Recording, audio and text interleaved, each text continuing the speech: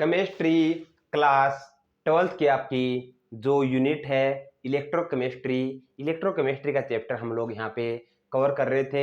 और लास्ट जो हमारी क्लास हुई थी इलेक्ट्रोकेमिस्ट्री चैप्टर के ऊपर, वो आपकी क्लास हुई थी। हमने कवर किया था strong electrolytes and application of Kohlrausch law. ये सभी हमने लास्ट क्लास के अंदर कवर किए थे। तो अभी आज का हमारा जो टॉपिक रहने वाला है इस चैप्टर में, वो रहने वाला है आपका इलेक्ट्रोलाइटिक सेल्स एंड इलेक्ट्रोलिसिस, यानी कि what you mean by electrolytic cells and what is the phenomena, what is the process of electrolysis हम लोग बात करने वाले हैं ब्रीफली।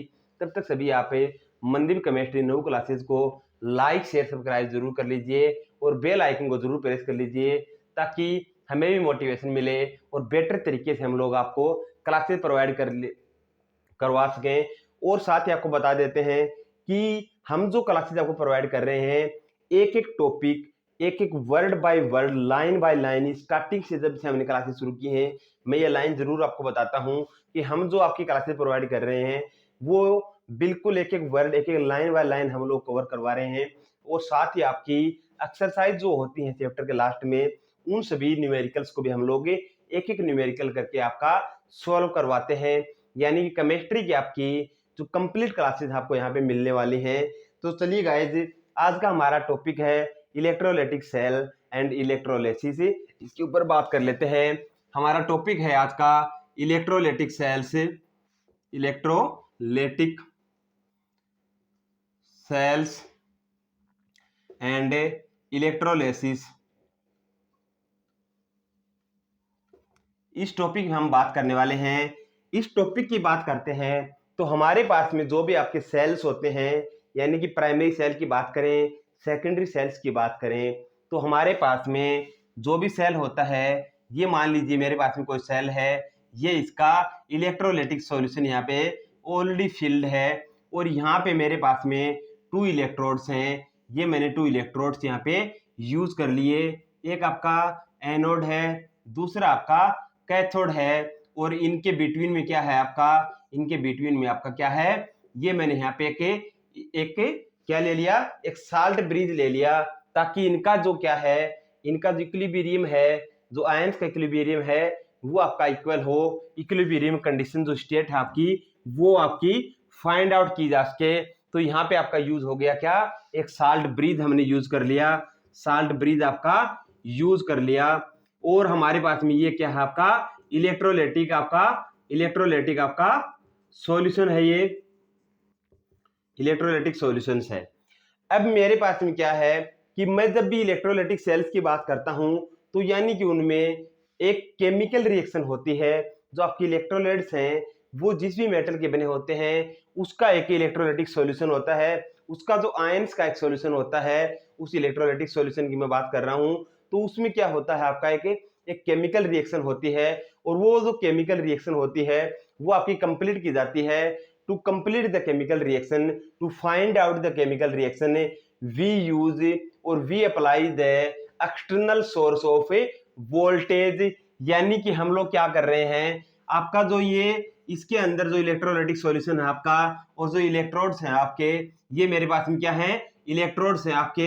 इलेक्ट्रोड्स मैंने यहाँ पे यूज कर रखे हैं। तो यहाँ पे क्या होता है कि एक आपकी केमिकल रिएक्शन होती है, केमिकल रिएक्शन आपकी होती है। और वो किसके थ्रू होती है आपकी, हम लोग अप्लाई करते हैं एक्सटर्नल सोर्स ऑफ वोल्टेज, हम लोग अप्लाई करते हैं to complete the chemical reaction of electrolytic cells. अब इसके आगे हम बात करते हैं कि आपके इलेक्ट्रोलाइटिक सेल जो होता है, उसमें क्या होता है।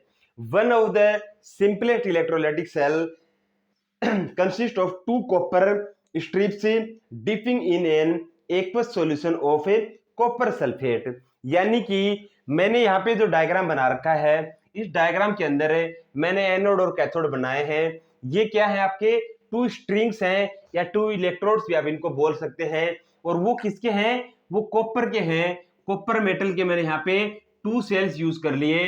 और ये इसके अंदर जो सॉल्यूशन है, वो है आपका कॉपर सल्फेट का। कॉपर सल्फेट का यहाँ पे मैंने सॉल्यूशन यूज किया है।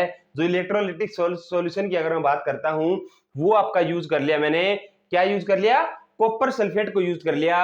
एक simplest form of the cell हम प्रिपेयर करने के लिए 2 स्ट्रिंग यूज कर रहे हैं कॉपर की, और हमारे पास में जो सॉल्यूशन है इलेक्ट्रोलाइट सॉल्यूशन है वो हमारा यूज कर लिया हमने कॉपर सल्फेट का। और जब इसके ऊपर आपका external source of voltage apply किया जाता है तो इसके अंदर जो सेल है उस सेल के अंदर जो केमिकल रिएक्शन बनने वाली है उस रिएक्शन की हम बात करते हैं कि हमारे पास में क्या उस केमिकल रिएक्शन में बनने वाला है, उसकी हम बात कर लेते हैं।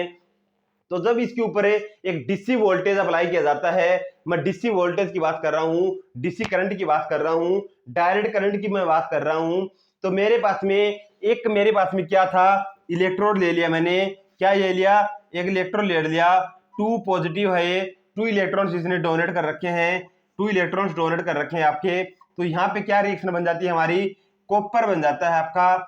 और ये यहाँ पे किस फॉर्म में ले लिया मैंने, एक्वस फॉर्म की मैं बात कर रहा हूं।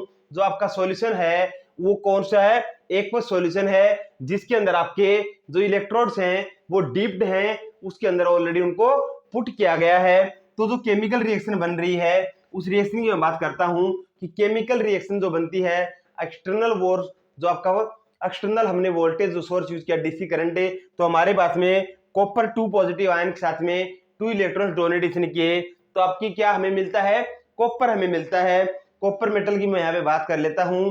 अगर कॉपर मेटल इसके अंदर क्या हो जाता है, कैथोड जो है हमारा, ये मेरे पास में क्या है, कैथोड है, ये एक आपका कैथोड है, और कैथोड के ऊपर क्या हो रहा है आपका, डिपॉजिट हो रहा है, क्या डिपॉजिट हो रहा है आपका, copper metal is deposited on the cathode. यानी कि यहाँ पे जो 2 इलेक्ट्रॉन का मैंने यहाँ पे क्या किया है, 2 इलेक्ट्रॉन आपका यूज करके दिखाया मैंने, तो इसका क्या है, यहाँ पे कैथोड पे आपका क्या हो रहा है, कॉपर मेटल जो है, यानी कि एक्वा सॉल्यूशन मैंने लिया है कॉपर सल्फेट का, तो इसके अंदर कॉपर जो है आपकी वो किस पे डिपॉजिट हो जाती है, आपकी कैथोड पे हो जाती है।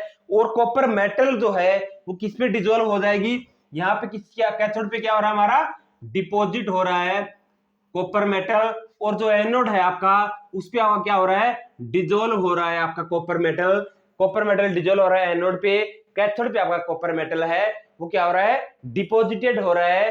When we apply the DC external voltage on the electrolytic cell, और इलेक्ट्रोलाइटिक सेल हमने कौन सा यूज किया है, एक सिंपलेस्ट इलेक्ट्रोलाइटिक सेल यूज किया है, जिसके अंदर आपके 2 इलेक्ट्रोड्स हैं कॉपर के, और इलेक्ट्रोलाइटिक सेल आपका कौन सा है, कॉपर सल्फेट आपका कोई इलेक्ट्रोलाइटिक सॉल्यूशन हमने यूज किया है।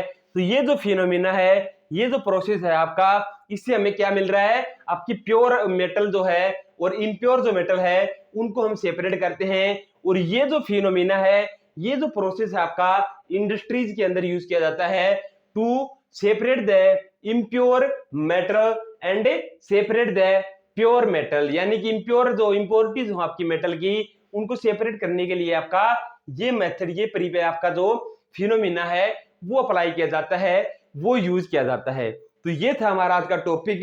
नेक्स्ट हम बात करने वाले हैं क्वांटिटेटिव एस्पेक्ट्स ऑफ इलेक्ट्रोलिसिस, यानी कि जो क्वांटिटेटिव, अगर हम लोग इलेक्ट्रोलाइटिक फिनोमिना को अगर क्वांटिटेटिव यानी कि एक बड़े लेवल पे हम इसको बड़े लेवल पे quantitatively aspects of electrolysis process के ऊपर हम लोग जो यूज करते हैं वो कैसे अप्लाई होता है आपका, कैसे उसकी फिनोमिना प्रोसेस क्या रहती है, वो टॉपिक हम करेंगे कल की चैप्टर में, कल की आपकी क्लास में यूज करेंगे उसको हम करके कंप्लीट करेंगे कल की क्लास में। तो अभी गाइस थैंक यू।